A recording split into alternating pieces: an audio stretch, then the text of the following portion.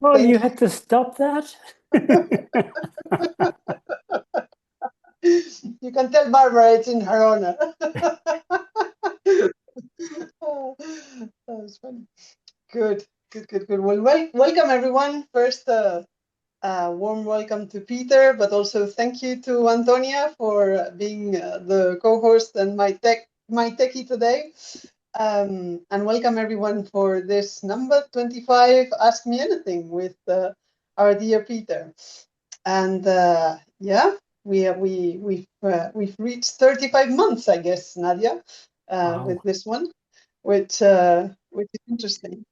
Yeah, and I guess Peter, maybe you would like to start with what's bubbling in you today, what's present in you, Well, and well, it's lovely to see so many people that that I've met in person just a few days ago, 10 days ago, including you, Christina, Antonia, Nadia, Alfred, and more. And what's bubbling is still the aftermath of that in me. And after that, I think several of us have been doing other things. With Nadia, are you still on the Matterhorn, or are you back in Berlin? And neither. I'm in outside of Geneva visiting with Oh, of Alex course. Yeah, Kuhlmann right now. Alex. Yeah, of course, you're with Alex Coleman. So these journeys are continuing. Nadia and I spent 3.5 days with a Japanese group in the Swiss mountains after seeing several of you. And I've come down to earth with my partner Barbara here, who's having some difficulties, and I'm having difficulties with her, and she's landing on top of me and giving me difficulties. So there's there's uh, there's things happening on all levels at the moment with the MOU in Iran and the United States and the Gulf of Hormuz, and it's like there's a multiverse of things that I consider going on right now, all at the same time. And I guess how one feels depends on which one chooses to focus on. indeed, indeed, indeed. Great. So we will start this call as we usually do after hearing Peter with a breakout of around 7 minutes. I think we are an even group, Antonia, right? So we have groups of 2 and one group of 3. The idea here would be that we discuss about, what's alive in us at the moment, if there's something alive around source or money or reclamation work that we would like to ask Peter, or otherwise in general, what's alive in us, and what would we like to discuss together as a group. So I don't know, Antonia, how. Peter, do you also join a room or not? Say that again. If Peter wants to join a room. I don't normally. Okay. Thank you. Mm-hmm.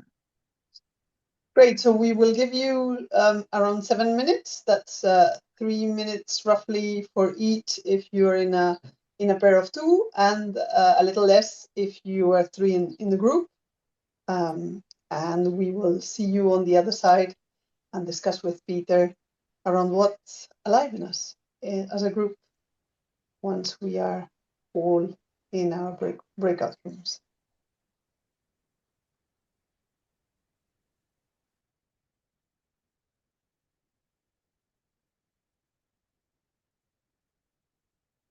Great. I think you sent Peter to a group. Mm-hmm. Great. Yeah, lots of smiling faces, which is always a good sign. And Peter finally got sent to a breakout room. Yes, I did. Sent to a breakout room? I couldn't resist being with Nadia and Alfred. That was my feeling. I was like, okay, I will not put him out forcefully. I hope you enjoyed. Yes, indeed. Thank you. Good. good. And as the tradition holds, we'll see who has the first question. Who's the brave one? Oh, Greg. Go ahead, Greg. Hi. Good morning, everybody. And Muna. Universal basic income, but not about that particularly, but around any variation of that, with the idea of that humanity actually can afford to support each other. But I think that one problem is people think that, that you can't do anything about it. Or they feel that, well, but if you gave universal income to people, everybody would be lazy and nobody would do anything and people would just take advantage of it. But from my perspective, it looks like, that it's been amazing watching the number of incredibly rich people I know where they both work, everybody works. And so like this whole lot of things against this idea that we pay people to live. And I guess the final thing, and this is going to lead into the question, and the question is going to be thoughts about this. Anybody else see stuff? I know that there's a lot of research that's been starting to happen around universal basic income. I wonder if we need a twist on it. But I think that this feels very apropos, or it's very much on my mind, because we're watching a world going to war. We're watching populations go down. We're watching just crazy stuff happening in my country. And so this idea that desperate people do desperate things. And so I'd love to just throw it out to the group of what have you seen working? What have you seen not? By the way, we should be paying parents, at least one parent, to be a parent, because I know that we're trying to get universal childcare. Well, why don't we just pay the parent? So anyway, I'd love to throw it out. I know that there's pushback. I think the biggest one is around this idea that, well, people will just be lazy and they'll do nothing. And I just don't think that's true, because there's a lot of rich people who do a lot of stuff, even though they don't need to work. So anyway, that's my question. So it hasn't turned yet into a question, Greg. You're asking for a general sharing. Do you have a very, very specific question, or don't you? Do you just want us all a number of us to throw out our feelings or thoughts? I definitely have the general, but then I guess for me, it would be very specific, and therefore I'm not sure it's appropriate for the group, but what can I do? But I think I've got a unique avenue into that. So I'm not sure that's appropriate for the group. Okay, well, I'm happy to give my general thoughts on that. First of all, on lazy people. Mm-hmm. I don't think we as humans are lazy. Just look at young children playing around on a beach. I don't think you see any of them really lazy. So I think that our nature is to be creative and do stuff. And I first made the proposal for something equivalent to universal basic income in 1996, which was published in Switzerland, long before it became so thought of and known. And at that time was making the case for it as a system, but not as a solution. And I still hold to that, because the solution has to be the internal money work that we do. Otherwise, this just becomes a system which is projected on, like every other system, as a sort of saving solution, which it ultimately will not be. So that would be my quick answer. On a more technical level, you want to really look at who it is that is the source of the particular system and what their intentions are. So there's a lot of doubt, for example, on the way governments are moving with their thoughts of universal basic income, because this is thought of as another means of control. But it depends on the particular people in government control. Maybe some people would answer that if it were Bhutan, for example, in Bhutan, this might be a very good system, and maybe there is already such a system in place there. So, you're asking, as a general question, you're going to receive many different kinds of responses, I think. So I would just leave my answer there for the moment. But maybe as somebody else who considers themselves expert might pick it up. And otherwise, I've come across this last week on a much more advanced thought, which you might like to look up, which is something called reticulum.net. Have you come across it yet, Greg? No, not yet. I'll look it up right now. Yeah. So this goes beyond thoughts of it's a system which goes way beyond thoughts of universal basic income. Hey, Right. reticulum.net is not coming up how I spell it. What would be a couple keywords that I would Google search? It might be .com or .org, I forget exactly. But reticulum is definitely right. What's a key, like reticulum, universal basic income, something like that? No universal basic income. It's a system to make exchange and payments equivalent. This is my version of describing it, equivalent to the internet, a development equivalent to the internet for communication. Okay. But it does much more than that. Cool. I will look for that. Yeah, it's not coming up here, but if anybody finds a link, throw it in the chat. And I think there we go. There we go. Thank you. .network. Super. I will look into it. Thank you. Okay. Good. Before we go to Muna, maybe just if anybody else would like to throw in something else for Greg. Yes, I would like to add something. Yeah. From my point of view, people are not lazy, but many people are tired. I had a lot of discussions in the last 50 years about the unconditional income. And I think as many people do work, they don't laugh, they are tired. And perhaps if we start with an additional income, there would be many people who would not work. But then, if it's so, from my point of view, it would be a necessary healing process. Yeah. Yes. So they can, perhaps I could express it as a healing process, which allows people to reconnect to their source. And when they reconnect and they feel what they love to do, they won't be lazy anymore. Thank you. Thank you, Patricia. This is exactly what I was explaining in 1997. Okay.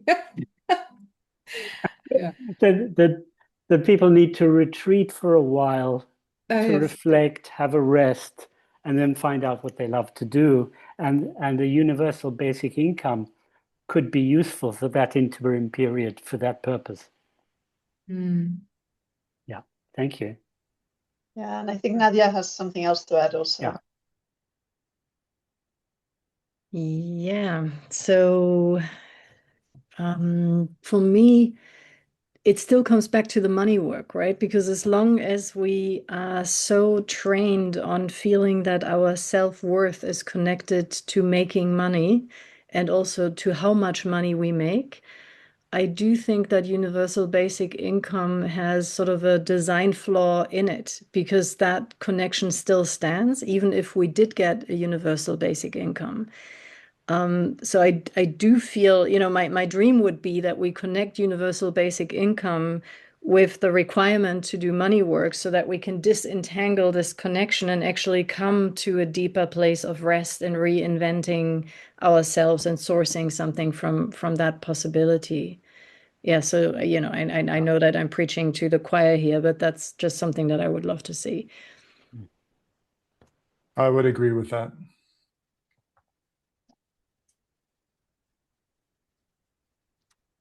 Good. So it would be disentangling before implementing.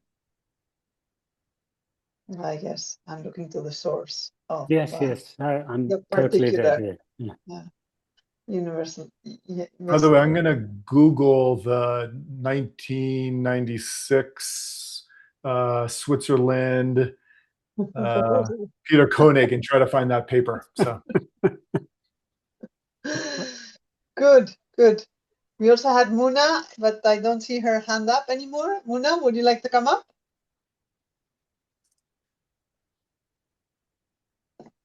Or Hi, everybody. Hi, Peter. Hello. Hi.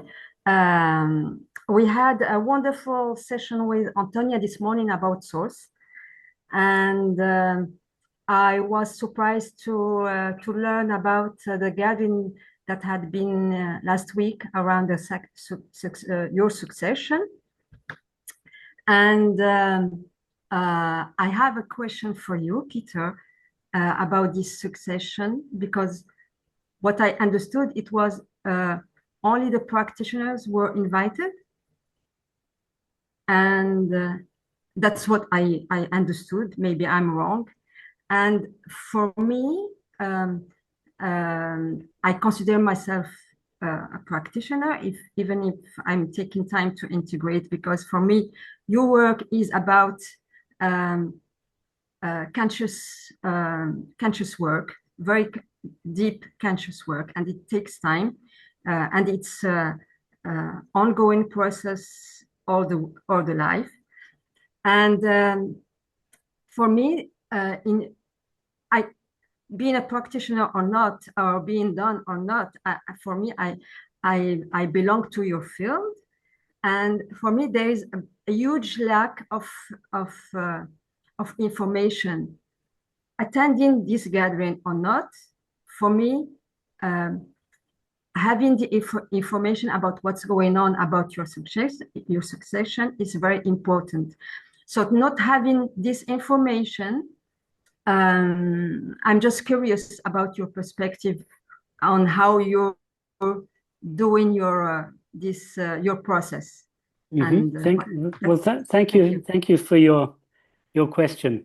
First of all, to explain who was invited and who wasn't invited to this meeting in Switzerland, this was a succession of not a succession that I'm talking about, but that you're talking about, but a succession of various meetings, of reunions started from the first masterclass. Now, if you understand the notion of the organization of my field in terms of a tree, you will understand that the people in the first masterclass were the closest in practitioners to me. And so there have been about 4 or 5 meetings in the past of the closest in practitioners to me, and maybe 1 or 2 exceptions, because we didn't want to, they've been smaller meetings, not a meeting of 50 or 100 people. And this was in that succession that those that were closest in were invited, and not everyone was invited.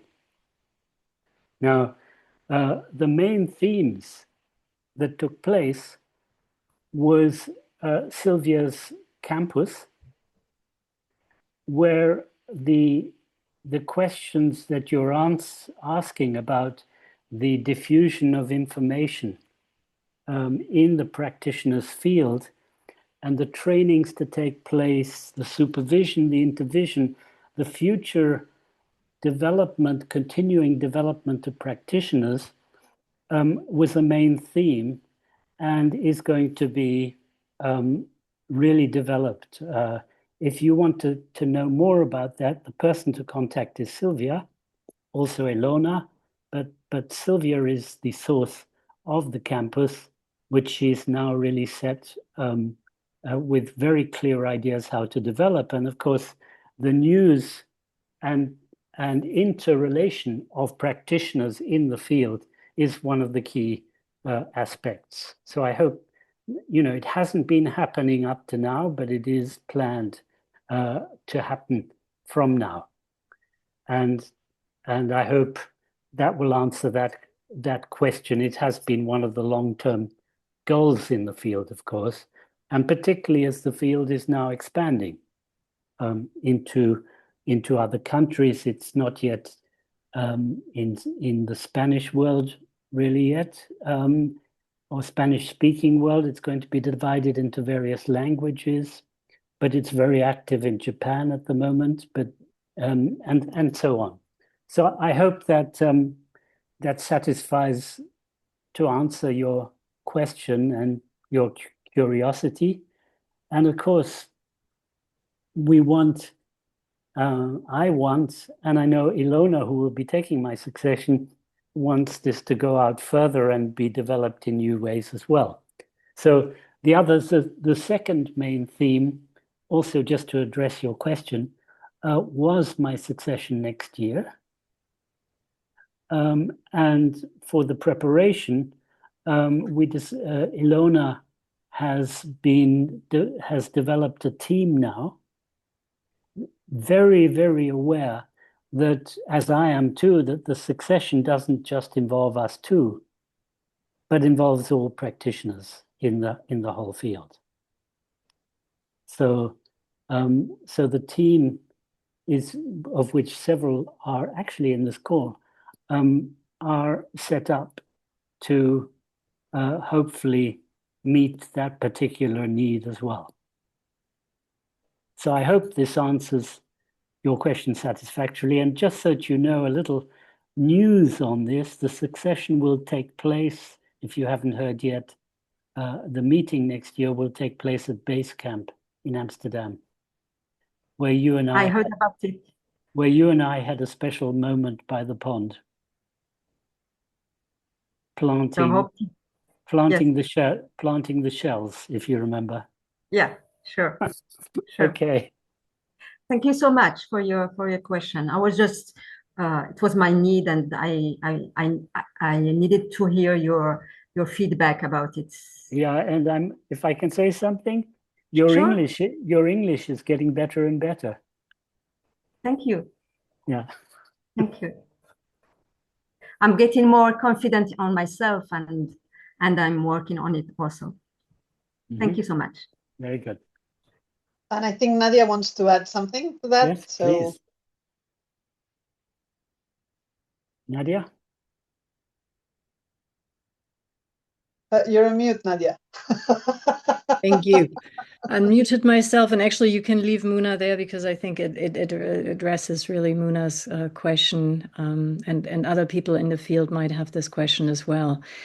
So I just wanted to say, Muna, one of the conversations we had in Switzerland was also around, the different labels. And I think one of Ilona's intentions and Silvia's intentions is to create much more clarity around how do we call people in Peter's field? Because as you know, Peter, you were always sort of convinced that the route that other teachers take, which is to give out certifications and to have all of these certification processes and then sort of labels around them, you always resisted that. And at the same time, there is a label out there that we're using. And what I came to understand actually for the first time in the meeting in Switzerland, that practitioners doesn't just mean people who took a class with somebody in Peter's field and now feel and sort of emboldened to use this work, because that's always what you said, do, take a class, learn something about this. And if you feel you have the capacity, then please, by all means, go out and practice, right? But a practitioner is actually somebody who feels a particular calling, not just to practice this work, but to really bring it out in the world. And to do that, that person is also willing to go through what, Peter, you called the done process, or to practice the done principles. And maybe, Peter, you want to say a few things about done, because I think it's helpful for clarification in this field. What is new for you to understand, Muna, and others who haven't yet, is that Ilona is developing this yet further, in the sense that in her masterclasses now, and this will go out further, at the end of the masterclasses that I gave, everybody who had done a masterclass was assumed to be done. Newly, in Ilona's masterclass, and this will be the case in the future, only those who volunteer and feel that they are done and the person doing them really feels that they're done will be done in the masterclass. They won't and a masterclass won't automatically mean a done process, as it has, in my case up to now, the first 4 or 5 masterclasses. And at the end of Ilona's masterclass, there's a very, very beautiful process now that she's created, where people can choose whether they are done or not, and whether they will be practitioners, or whether they've just taken the masterclass and don't have any intention there around it.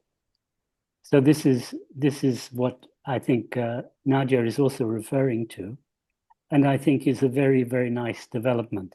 In the beginning, I developed the masterclass because I wanted to offer the training and assumed that everybody who had taken the masterclass would be done.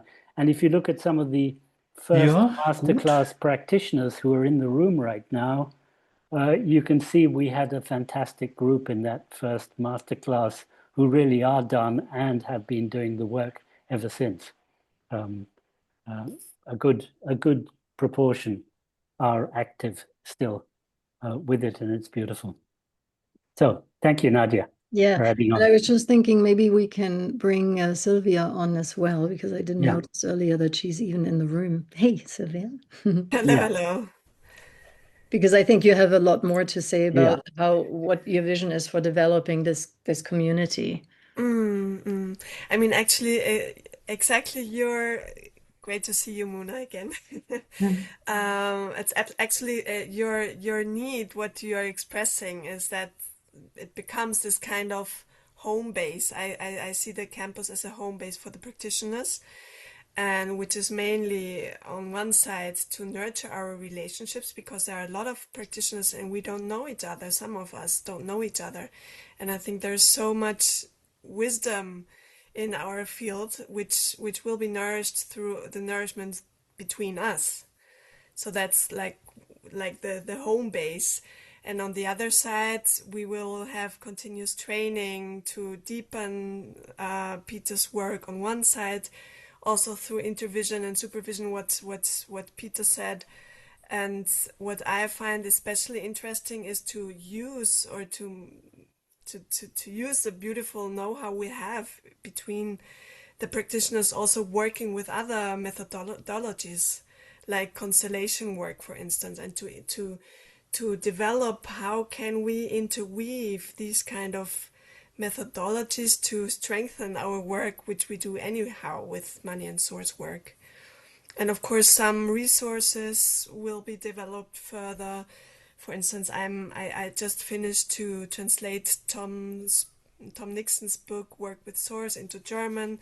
So it's just beautiful to exchange also the resources we have, and maybe to broaden them, that we have them in different languages.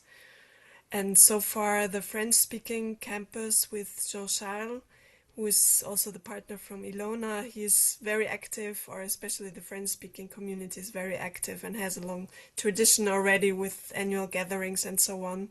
And I think it's beautiful to learn also from each other in terms of language bubbles, I would say. So I think this is just starting to become more and more structure on one side, and on the other side to see what pops up. So I think for me, my main attitude is those there where things are popping up, they are important. So my invitation to all practitioners is to get in touch with me, to join our online practitioners meeting, and there will be much more in the next coming months, I'm sure. Thank you, Nadia, for Yeah. And Peter, it was my understanding that you said for the succession event next year, there's actually sort of a bigger opportunity there to invite people who really feel they're called to be there, that those are the right people to actually show up and be there. Yes, Yeah. at the moment, I think we've told Basecamp fairly conservative numbers, but they've advised us to start conservatively and add on. And, you know, there are 3 days. It's going to be the 29th of June, 30th of June will be the succession. So it's like, I think one can approximately divide it into past, present, and future. And certainly the 1st of July will be, I think, the future day after the succession has taken place on the 30th of June, in the way that, at least, if everything goes as planned. And it's interesting, coming out of Lumrain, I had an impulse to contact Muna and tell her about all this. It's great that you're doing it, and I'll reach out to Muna and tell her also some other things around that. So that's great. I just want to add something, Peter, and about the hierarchy and the tree. As you said, the first person who took the first masterclass, for me, took the summit of the summit of your teaching, because it was the first level, and for me they are like the guardians of your teaching, and and that's why I'm you know, as I think I'm the last one who took your teaching. I was like running to get more and to get more, and now what I'm understanding that I have to integrate all what I've already taken, and that's what I'm doing, and understanding a lot of things, and you know, it, as Patricia said, it needs time, and it needs to have some rest, and to let the awareness getting bigger and bigger. It's like a puzzle, and to open it, you know. And so thank you so much for these answers. Thank you. Great, thank you, Muna, for the question.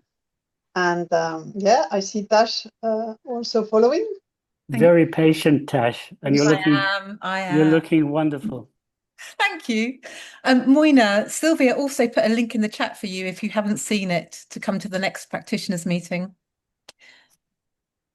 So I have a half-formed response to Greg's question around universal income and being lazy. So in January of this year, it took me a year to talk myself into applying for universal credit here in England. And my half-formed response is, well, firstly, the resistance to that was shame, I think. It's quite taboo in England to be claiming that sort of credit. And actually, I've had a couple of clients that have been made redundant recently that have also been in that same position. So my half-formed response to Greg is, once I received the universal credit, I noticed, well, actually, the day I received it, there was such lightness in me. It was just like relief. There's some structure, there's a framework. You know, I'm not totally reliant on Wayne now to earn everything to cover our expenses. And I would say probably a month after, if I'm being really honest, I was like, oh, this is quite cool. You don't have to do anything and you get money. And then I noticed the itch in me that, no, this isn't quite cool. It is cool that I'm getting money, but there's things that I want to do, and there's more for me to bring into this life. So I also had a sourcing question earlier in my three-way call around Nadia's. So these are all interrelated. Nadia's response in our Conscious Sister Society around source and resource, And Nadia talking about, when you're resourcing, you're taking your breath, you're taking a pause, you're in winter. And the immediate question that came up for me was like, how long is that fucking winter? How long does it have to take? And Kirst in our three-way call said, but you're not just a source of one thing, Tash, you're a source of many things. And it made me realize that actually I have sourced something. I've sourced something with Phil Clothier, who used to be the CEO of Barrett Values. And we had a call this morning, and we recognized that we've moved out of gestation period into now bringing something into the world. And it just amazed me in the moment that I was talking on the call earlier going, okay, I've been in the wilderness for 2 years, and I need to check in on what I've sourced. And is that right? And do I need to let it go? And am I sourcing something else? But as Kirst kindly reminded me, there are many things that we are sources of. So I hope that helps in some way. Response to universal income and source in the same breath. Thank you, Tash. That was beautiful, and eager to see what is it that you're bringing to the world with Phil Clothier. Yeah. Thank you. Thank you. Great. And we have Lisa, who has just has her hand up and is full of heart. So yeah. All right. This is very thank you for being here. Also very interesting. I just joined now, then I saw the live call is live, and I'm very present in a process that I would like to hear some reflections on. So I've been I just shared on the tribe community after 5 months of not having been in contact. And in those 5 months, I have worked a 30-hour job, 30 hours a week, within elder care. And to set the context, it's been the first time in my life that I have had such a steady job. And it was very meaningful, the work itself, and I actually did enjoy the structure, which was surprising for me. I didn't think I could handle that.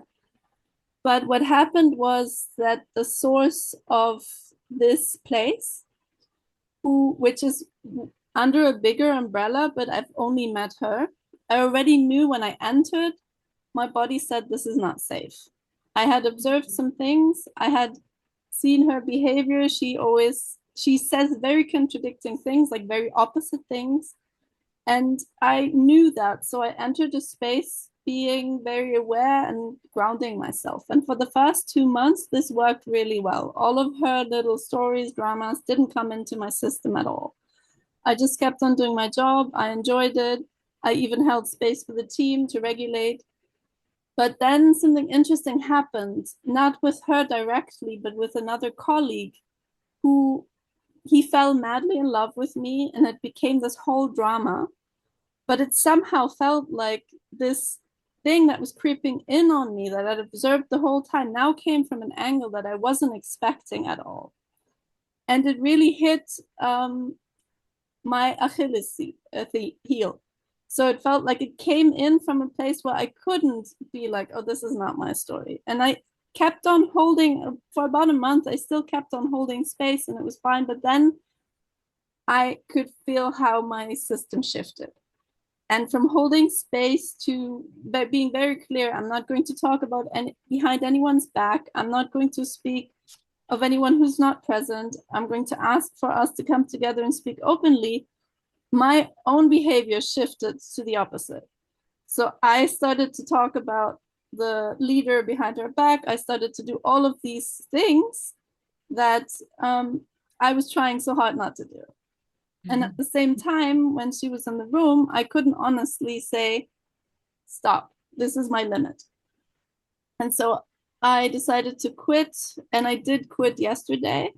And even in the process of that, though, knowing I have nothing to lose, I'm leaving here in 2 weeks. This is totally fine. I still couldn't be on it. Like my system collapsed. And so I'm taking this apart now. I'm trying to understand what this means, and also if I actually need to make a stronger cut of saying I'm not going to be here for the next 2 weeks. I'm actually going to leave by the end of this week. Either like there's different options of how I could do this, but I wonder about the role of source and the field, how individuals can collapse within that field, and how to reclaim my own truth within that field as I'm leaving it. Well, first of all, Lisa, thank you for being so open and honest and clear with us. It's really very, very noble and valuable and courageous of you. And I guess to make it short,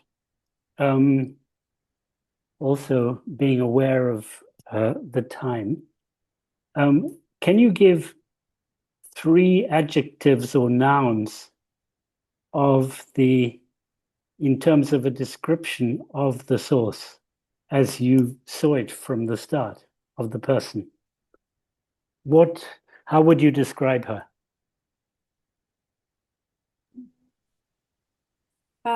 I think the first thing that comes up is a two-faced. Mm-hmm. Not trustworthy. Not trustworthy, And dangerous. Okay.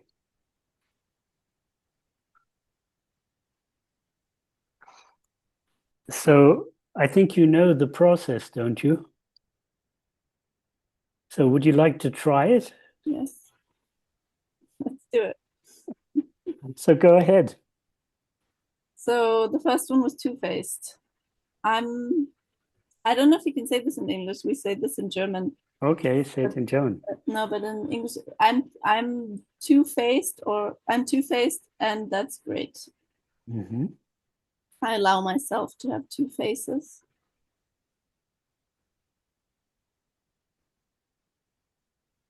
I have 2 faces, and that's amazing. Mm-hmm. How does that feel? I feel like something I've been holding in the chest moves more down to the stomach, and it creates a sense of, it releases some tension. Good. And then the opposite? Well, just let's move on to not trustworthy first.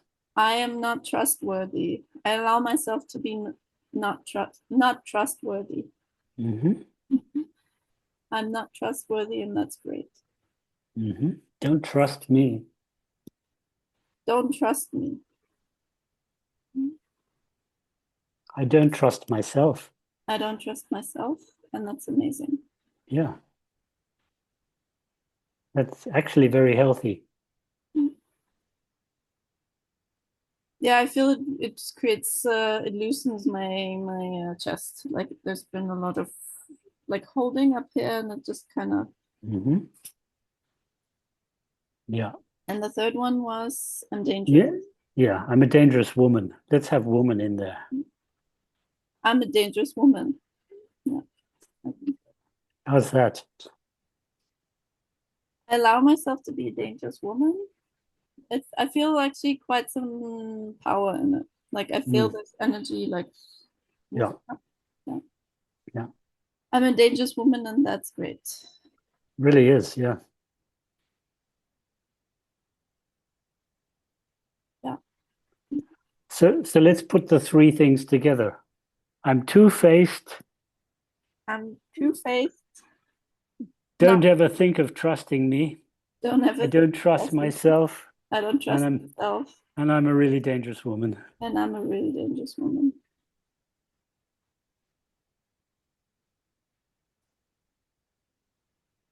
Yeah. I can feel the first 2 were more upper chest, and then the last one integrated also my lower body. And now it feels whole. Yeah. Very good.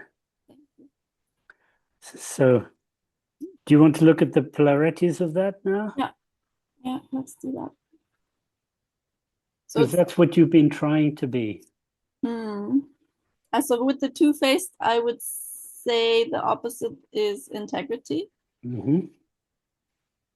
I have integrity, I think, in English, right? Yeah. Or maybe coherent as well. I'm coherent. Sorry. Or I'm in integrity. Those are your words. Yeah. Wait, sorry, I'm back. Something happened. What was this integrity? What was the second sentence you said? Around trust. I trust myself. I trust myself. I have integrity. I'm trustworthy, actually. I'm trustworthy. Yeah. And what's the opposite to you of dangerous? Safe. Safe? Yeah. Okay, and I'm safe. And I'm safe. Actually, I create safety. Like the dangerous, I think for me, the opposite is that I create safety. Okay. Yeah, I create safety. Yeah. So I'm in integrity, I'm trustworthy, and I create safety. I'm in integrity, I'm trustworthy, and I create safety. Yeah. So how do you know when you do that? How would you know it? Because that's what you've been trying to do. Isn't Good it? question.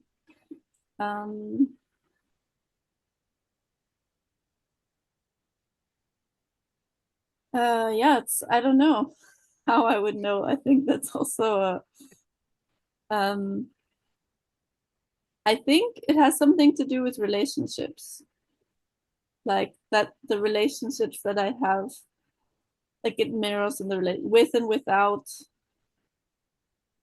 Maybe it's the acknowledgement, but not in the way that people see it directly, but in my relationships, that it's mirrored in my relationships. Well, a man fell in love with you while you were trying. Yeah. Was that a signal that was working? Interesting thing is that he changed his whole life within the last 3 months, and he's very grateful for it. Mm-hmm. Did you fall in love with him? No. Mm-hmm. So. But was that a sign to you that you were in integrity and trustworthy and creating Well, I safe? dealt with it for a while, yes. And then after it, when my nervous system was like I was over the top, I just kept on like, so I think there's two, like I've seen both behaviors in me in the last 5 months. Mm-hmm. Yes, yes. But I think it's like something about mirrored in my actions, like how I relate. Mm-hmm. So, I mean, we're just testing out and it's still experimenting, and I'm sure you can work on the how would you know yourself. But my suggestion would be something like, I'm in integrity, I'm trustworthy, and I create safety, whether people love me or not. Maybe the sign of love is how you recognize that you are in that position. Mm-hmm. Yeah, it's interesting. I will have to check.